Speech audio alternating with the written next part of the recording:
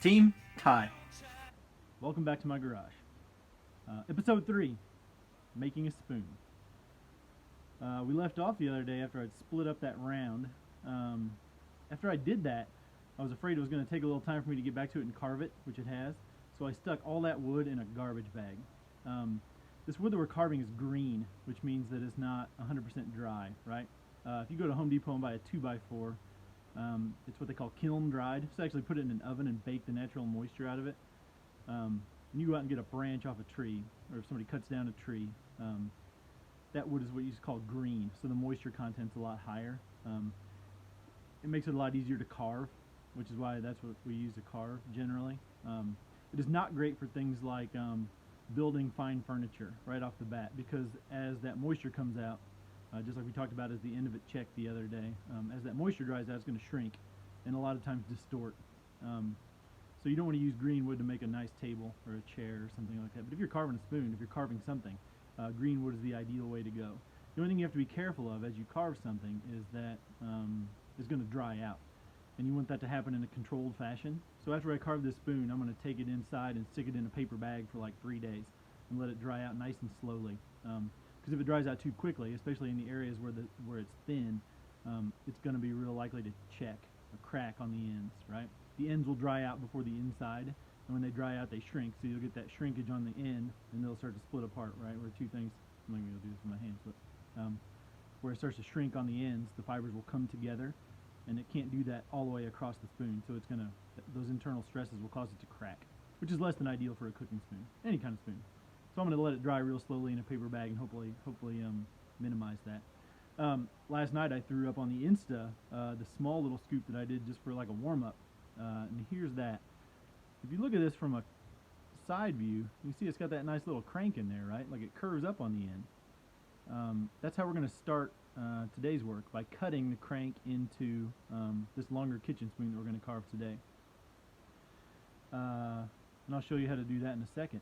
As I sit here right now, I notice today's first science lesson. Hashtag cross-curricular. It's cold in my garage still, like from yesterday, right? I mean, yesterday was pretty cool. And it's still cold in my garage, but I cracked the garage to get some nice like sunlight in and some warm air. The air outside today is super warm and moist, right?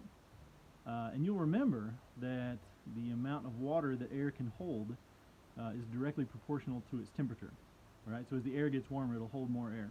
As the air gets warmer, it'll hold more water, right? The problem is that when I opened up that garage door and that burst of warm, moist air came into my cold garage, the overall sort of garage environment was able to hold less moisture than was in here, right? I mean, the relative humidity in the garage, because of the low temperature in the garage, the relative humidity was greater than 100%. So what happened to all that extra moisture? I'll give you a minute to think about that. It all fell out everywhere, like dew in here, right? So my anvil right now is wet on the surface. Like my axe is wet on the end. I can feel it on this carving axe. On my tape measure, especially things that are metal, right? And that hold, that conduct temperature well. Like those things felt really cold, and the moisture fell out on those things. Not so much on the wood, probably. At least I can't feel it there. But anyway, so it's super sticky in here this morning. But it's nice to feel that 70-degree air, right? Okay. Also, in the background, you might hear the very quiet and mellow chords of Jason Isbell in the 400 unit. Listen, you know that part of my job here is to give you a well-rounded learning experience, right? And part of that, of course, just like always, includes exposing you to good music. So you're going to hear a little Jason Isbell today. We caught him and his wife, Amanda Shires, doing a live session last night while we were eating supper. So you can look for that. I think they're doing one again tonight. Anyway, let's cut a crank into this spoon, and then we'll go from there.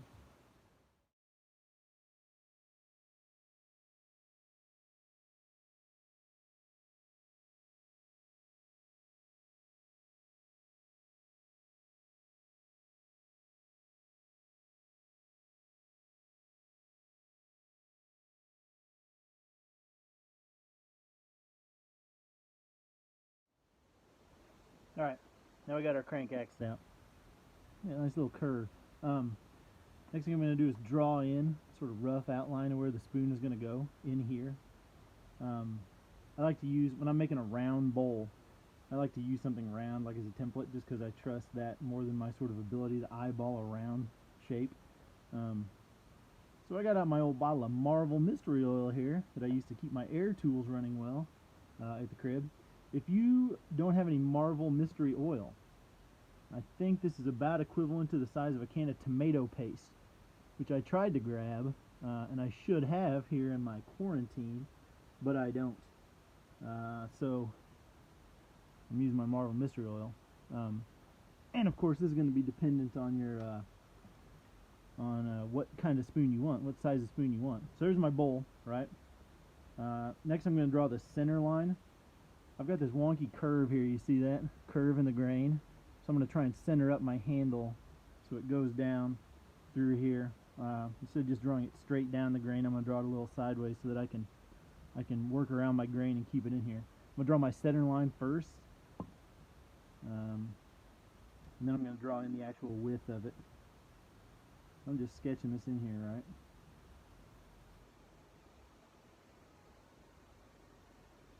There's my center line. You can tell your center line is nice and straight if you kind of incline this like this and look long ways along it. Put your eye right here. Just sight down that. You can tell if you got a nice straight line. And I'm going to draw that. I don't know. I'm going to eyeball this in my thickness, but I probably want it a 1/2 inch wide. Something like that. This does not need to be perfect at this point, but you want to get close to this with your axe. Or your bandsaw, whatever you're using.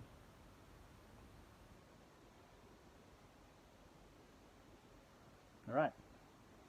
So next, I'm going to axe this out along the handle.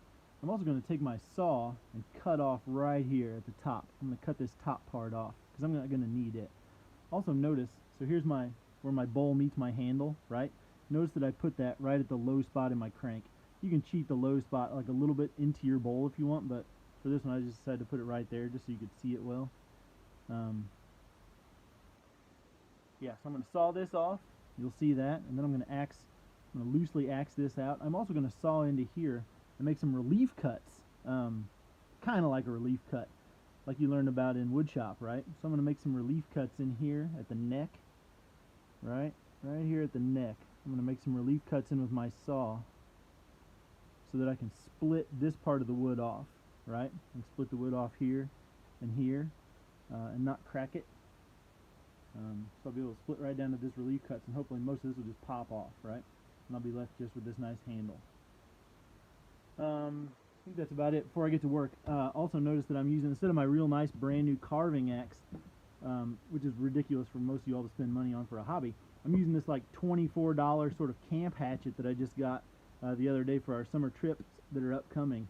I've got it, and I sharpened it up with my old puck that I showed you last time, and it's pretty darn good. I've been using this to axe out the last couple of spoons I made, and man, it works just fine. I mean, for a $24 axe, that's great. This is a Fiskars X7. No promotional considerations involved in this. Just a solid thing. This is what I use. I've got a bigger edition of this that I use for my splitting axe outside for firewood.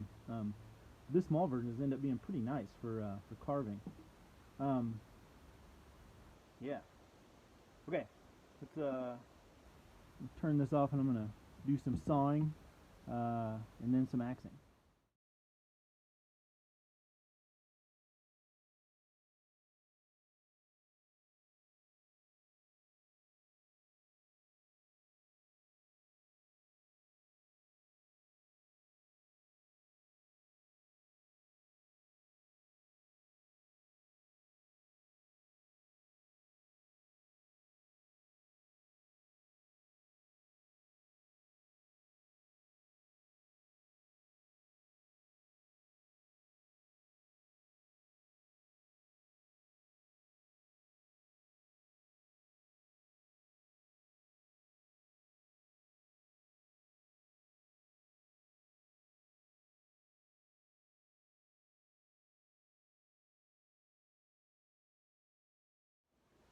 Alright, y'all.